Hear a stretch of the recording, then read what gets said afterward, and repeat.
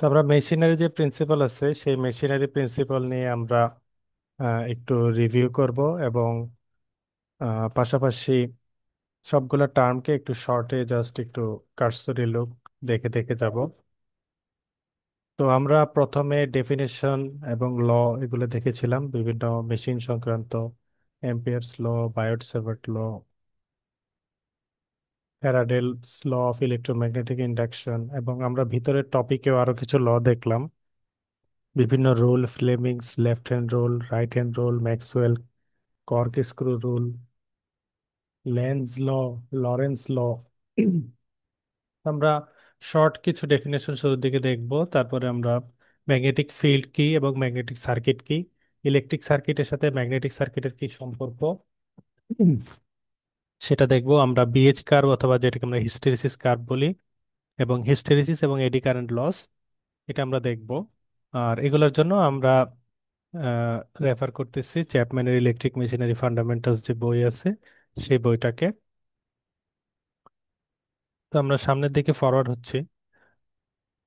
Angular velocity যে টার্মটা আমরা linear যে ভেলোসিটি আছে স্ট্রেট ডিরেকশনে সেটার সাথে যদি কম্পেয়ার করি, এটার ডিফারেন্সটা হচ্ছে লিনিয়ার যে ভেলোসিটি সেটা লিনিয়ার ডিরেকশনের জন্য অ্যাপ্লিকেবল, আর কোনো একটা পার্টিকেল যখন অ্যাঙ্গুলার ডিরেকশনে রোটেট করতে থাকে তার যে অ্যাঙ্গুলার ভেলোসিটি সেটাকে আমরা অ্যাঙ্গুলার ভেলোসিটি বলি। তো অ্যাঙ্গুলার ভেলোসিটির ডেফিনেশন যদি আমরা দেখি, সেটা হচ্ছে rate of change in angular position. Angular যে পজিশন আসছে সেটার সাথে তার যে চেঞ্জ, অর্থাৎ একটা বস্তু একটা জায়গায় আছে, সে একটা অ্যাঙ্গেল ধরে সে কিছু দূর পর নতুন একটা স্থানে পৌঁছে গেল, তাহলে কত সময় সে সেখানে গেল, সেই অ্যাঙ্গুলার ডিস্টেন্সকে আমরা যদি টাইম দিয়ে ভাগ দেই তাহলে আমরা পেয়ে যাবো অ্যাঙ্গুলার ভেলোসিটি। এবং এটার অ্যাঙ্গেল হচ্ছে, থিটার অ্যাঙ্গেল হচ্ছে রেডিয়ান, আর টাইমের ইউনিট হচ্ছে সেকেন্ড। তাহলে অ্যাঙ্গুলার ভেলোসিটির ইউনিট হচ্ছে রেডিয়ান পার সেকেন্ড। এবং এটাকে আমরা আবার কনভার্ট করে 2πn/60 এগুলো দিয়ে কনভার্ট করে আরপিএম এ লিখতে পারি, রেভলিউশন পার মিনিট, অথবা আরপিএস এও লিখতে পারি, রেভলিউশন পার সেকেন্ড। আর টর্ক, টর্ক হচ্ছে কি একটা টুইস্টিং ফোর্স, যেটা কি করে কোনো একটা শ্যাফটকে টুইস্ট করতে চায় কোনো একটা নির্দিষ্ট ডিরেকশনে রোটেশনালি, সেটাকে ঘোরাতে চায়। তো টর্কের যে ফর্মুলা সেখান থেকে আমরা জানি torque is equal to force into radius. তারপরে ওয়ার্কের আমরা যদি লিনিয়ার ফর্মুলা দেখি, আমরা জানি W equal two F x, আমরা ফিজিক্সে পড়ছি। এফ হচ্ছে ফোর্স, এক্স হচ্ছে তার কতটুকু স্মরণ হলো সেটা। এখন আমরা যদি এটাকে আরো এক্সপান্ড করি, যে এক্সটা কতটুকু, এক্সটা যদি লিনিয়ার হয় তাহলে তো এক্স দিয়ে দিলাম, এক্স যদি আহ, আমার যোগ করে বের করতে হয়, একটা বড় একটা ডিস্টেন্স হয়, তাহলে অনেকগুলো ছোট ছোট ডিস্টেন্স যোগ করতে হবে, তখন আমরা এই ইন্টিগ্রেশন টার্মটা নিয়ে আসি। তো W equal to integration of F dr. Dr অর্থাৎ এখানে আরটা জাস্ট ভেরিয়েবল, এফটা যেহেতু কনস্ট্যান্ট এটা ইন্টিগ্রেশনের বাইরে থাকে। তাহলে ডাব্লিউ সমান এফ এক্স এর ফর্মুলাটা অ্যাকচুয়ালি এই লিনিয়ার এই ফর্মুলা থেকে আসছে। তো এটাকে যদি আমরা রোটেশনাল লেভেলে চিন্তা করি তাহলে আমরা কি বলতে পারি, W is equal to integration of torque into D theta. তো থিটাকে ইন্টিগ্রেশন করলে আমরা যেটা পাবো ডি থিটাকে, সেটা করার পরে আমরা ওভারঅল যে ওয়ার্ক সেটা আমরা পেয়ে যাবো, এবং সেটা হবে রোটেশনাল ওয়ার্ক। তারপর আমরা যদি পাওয়ারে যাই, পাওয়ারের জেনারেল ফর্মুলা আমরা জানি P equal to W by T. তো আমরা যদি ছোট ছোট অংশে ভাগ করি, ডি ডাব্লিউ বাই ডিটি আমরা লিখতে পারি। এবার ডাব্লিউর যে ফর্মুলা সেখান থেকে যদি আমরা ডাব্লিউ ইকুয়াল টু টি থিটা সেটা এখানে বসাই দেই, তাহলে এটাকে কনভার্ট করে ফাইনালি আমরা লিখতে পারি পাওয়ার equal to torque into speed, speed angular speed. তো এখান থেকে আমরা টর্ক সমান কি বলতে পারি, পাওয়ার বাই স্পিড। তো এখানে যে ফর্মুলা আছে, এখানে টর্ক হবে নিউটন মিটারে, আর ওমেগা হবে রেডিয়ান পার সেকেন্ডে, আর পাওয়ারটা বের হবে আমার ওয়াটে। এই ফর্মুলা ইউজ করলে এটা আমাকে মনে রাখতে হবে।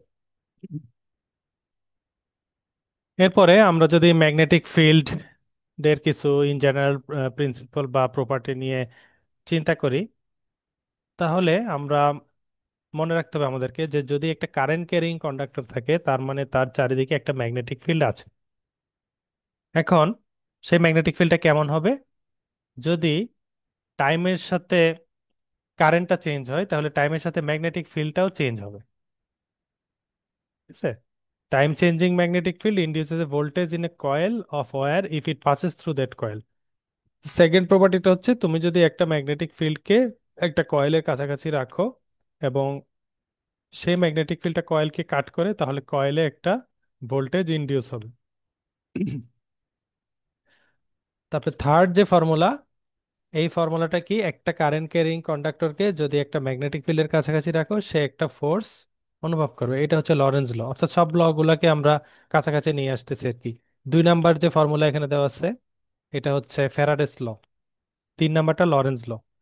4 নাম্বারটা কি বলা আছে, moving wire in the presence of a magnetic field has a voltage induced in it. এটাও ফ্যারাডেস ইলেকট্রোম্যাগনেটিক ইন্ডাকশন ল।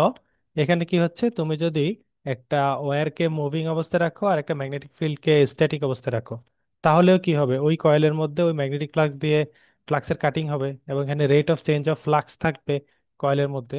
তাহলে কয়েলে একটা ভোল্টেজ জেনারেট হবে। তারপরে আমরা দেখলাম অ্যাম্পিয়ার্স ল। অ্যাম্পিয়ার্স ল কি বলতেছে, line integral of the magnetic field intensity surrounding A closed loop equals to the current passing through the loop. অর্থাৎ আমি যদি কোনো একটা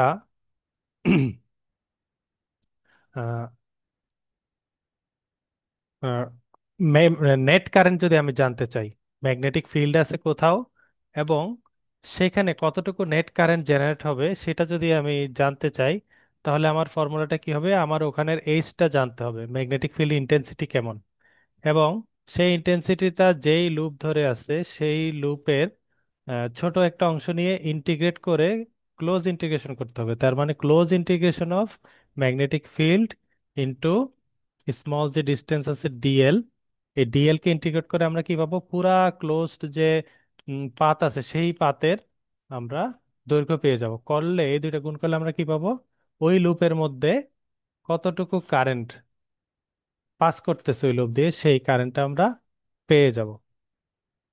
তো এটা যদি আমরা ফার্দার একটু এক্সপান্ড করি, এই ফিগারের দিকে যদি আমরা দেখি, আমাদের কাছে একটা কোর আছে, যে কোরের মধ্যে আমরা একটা কন্ডাক্টরকে এভাবে পেঁচিয়ে দিলাম এবং দেওয়ার পরে সেই কন্ডাক্টরে এন সংখ্যক প্যাচ তৈরি হলো।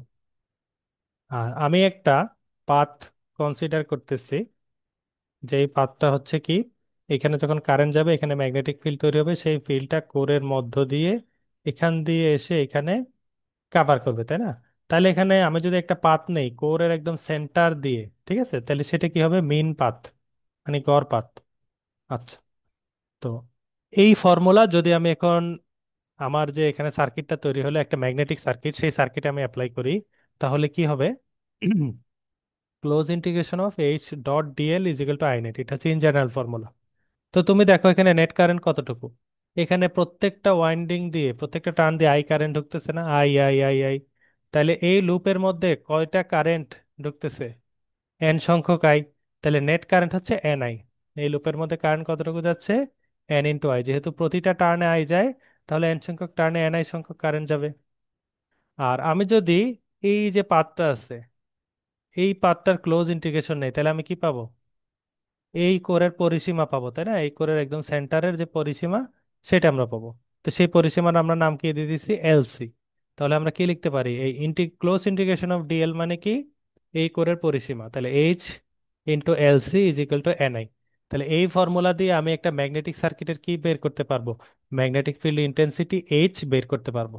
এর জন্য আমার কি জানা লাগবে, এরকম একটা, আমি যদি একটা কোর নেই তার উপর আমি একটা কন্ডাক্টর পেঁচে একটা কারেন্ট ফ্লো করলাম, আমি কারেন্টের মান জানি, কয়টা প্যাচ দিলাম সেটা জানি, কোরের মেইন ফ্রি পাথ কত সেটা জানি।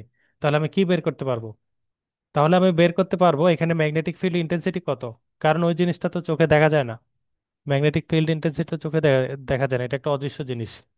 ঠিক আছে, তো এইটাকে আমি যদি থিওরিটিক্যালি মেজার করতে চাই, তাহলে এই ফর্মুলা দিয়ে আমি সেটা পেয়ে যাব। কারণ কারেন্ট আমি মেজার করতে পারবো, কয়টা টার্ন আমি গুনতে পারবো, এখানে ডিস্টেন্স কত সেটা আমি বের করতে পারবো। তো এই ফর্মুলাটা দিয়েছিল অ্যাম্পিয়ার, এবং তার নাম থেকেই হচ্ছে কারেন্টের ইউনিট অ্যাম্পিয়ার চলে আসছে আর কি। তো এখানে বাধ্যবাধকতা যেটা হচ্ছে সেটা হচ্ছে এই যে ম্যাটেরিয়ালটা আমরা ইউজ করবো করে, সেই ম্যাটেরিয়ালটা হতে হবে একটা ফেরোম্যাগনেটিক ম্যাটেরিয়াল। অর্থাৎ যেই ধরনের ম্যাটেরিয়াল চুম্বকের পাশে আনলে সে নিজেও চুম্বকে পরিণত হয়, সেই ধরনের যদি কোর ইউজ করি, তাহলে এই ফর্মুলাটা সেখানে আমরা ইজিলি অ্যাপ্লাই করতে পারবো। এরপরে আমরা যদি ম্যাগনেটিক ফ্লাক্স এর ফর্মুলাতে যাই, ফ্লাক্স কি, ফ্লাক্স হচ্ছে জাস্ট আমার যে ম্যাগনেটিক ফিল্ড ইন্টেন্সিটি আছে সেই ফিল্ড ইন্টেন্সিটির সাথে আমাকে মিউ গুণ করতে হবে। তো ম্যাগনেটিক ফিল্ড ইন্টেন্সিটির সাথে মাল্টিপ্লাইড বাই মিউ যে টার্মটা পাওয়া যায় সেটা হচ্ছে ম্যাগনেটিক ফ্লাক্স ডেনসিটি। তাহলে মিউটা কি? এইচ তো আমরা অলরেডি জানি ম্যাগনেটিক ফিল্ড ইন্টেন্সিটি, আর মিউ কি? মিউ হচ্ছে magnetic permeability of the material. এই টার্মটার ফিজিক্যাল সিগনিফিকেন্স হচ্ছে কোনো একটা ম্যাটেরিয়ালের ভিতরে চৌম্বক বলরেখা যে প্রবেশ করতে পারে তার একটা মাত্রা, চৌম্বক পথের ভেদ্যতা বলে বাংলায় পারমিয়াবিলিটি। অর্থাৎ ম্যাগনেটিক ফিল্ড ওই ম্যাটেরিয়ালের ভিতরে কত ইজিলি প্রবেশ করতে পারবে সেটা আমরা কিভাবে বুঝতে পারবো? মিউর মান দেখে। তো মিউর ফর্মুলা হচ্ছে mu equal to mu naught mu R, অর্থাৎ দুইটা টার্মের গুণফল। একটা হচ্ছে রিলেটিভ পারমিয়াবিলিটি, তুমি যে ম্যাটেরিয়ালের বের করবা সেটা, আর একটা হচ্ছে কনস্ট্যান্ট শূন্য মাধ্যমের সাপেক্ষে ওই মাধ্যমের পারমিয়াবিলিটি কত। তো শূন্য মাধ্যমে পারমিয়াবিলিটি 4 × 10⁻⁷। তো আমি যদি কোর হিসেবে কখনো আয়রন নেই তাহলে মিউ আর এর মান চেঞ্জ হয়ে যাবে। তো মিউ আর এর মান চেঞ্জ হলে এই দুইটার গুণফল চেঞ্জ হয়ে মিউর মানও চেঞ্জ হয়ে যাবে। আমি যদি কখনো আয়রন না নিয়ে অন্য আরেকটা ম্যাগনেটিক ম্যাটেরিয়াল নেই তাহলে কি হবে? মিউ আর আরেকটা মান হবে, তার সাথে মিউ নট তো একটা ফিক্সড মান, সেটার সাথে কনস্ট্যান্ট গুণ হয়ে মিউ আবার চেঞ্জ হয়ে যাবে। তাহলে আমরা এক এক ধরনের ম্যাটেরিয়ালে কি পাবো? এক এক ধরনের ম্যাগনেটিক ফ্লাক্স ডেনসিটি পাবো। এবং এই ম্যাগনেটিক যে ফ্লাক্স ডেনসিটি আছে এটার ইউনিট হচ্ছে ওয়েবার পার মিটার স্কোয়ার, এবং আরেকটা একক হচ্ছে টেসলা। ঠিক আছে। তো এখানে একটা টার্ম লেখা আছে, এটা একটু তোমরা পজ দিয়ে পরে পড়ে নিও। এইটার একটা ফিজিক্যাল সিগনিফিকেন্স বুঝতে পারবা যে একটা স্টিলের পারমিয়াবিলিটি কেমন, একটা আয়রনের পারমিয়াবিলিটি কেমন। আমরা যদি দুটো কম্পেয়ার করি কোনটারটা বেশি, তো মিউর ভ্যালু দেখে কিভাবে বোঝা যায় কোনটার ফ্লাক্স সবচেয়ে বেশি হবে।